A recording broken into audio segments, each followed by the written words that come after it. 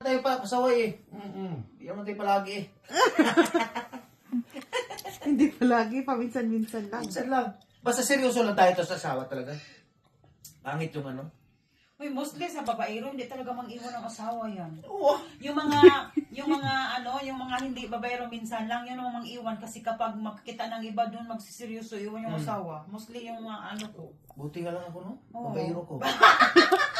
Ako na pa rin. Yung mami. Oo, yung mga babaero, mga ano sila eh. Yung Tama talaga. aliw lang talaga nila Maganda yung talaga mga yung babae, natin. pero asawa-asawa yan. Maganda talaga yung linya namin na ano.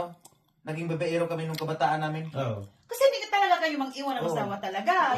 Yun, marami akong friends na nagsasabi ng ganyan. Yung, na ano na, babaero na sila. Naku, delikado tayo, be. Nadaanan na ba? Ha? Napagdaanan na. Delikado tayo niyan. Na-enjoy na nila ng iba't ibang babae. Tama.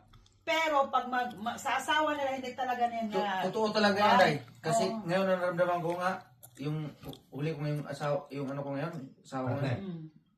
Pag Wala kang plano iwan. Wala kang wala plano talaga. palitan. Pag may makita ko maganda, hanggang admire na lang ako Ano? eh. Admire na lang. Hmm. Pero pag Eh, yung kasi sasabihin tapos mo, ka na dyan eh. wala na. Mm. Tunay.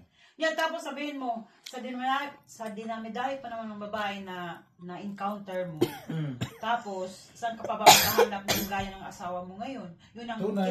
kilala mo yun. Tama yan, tama. Oo. Tunay ka Agree dyan. ako dyan. Mm. Kaya, mostly talaga, hindi,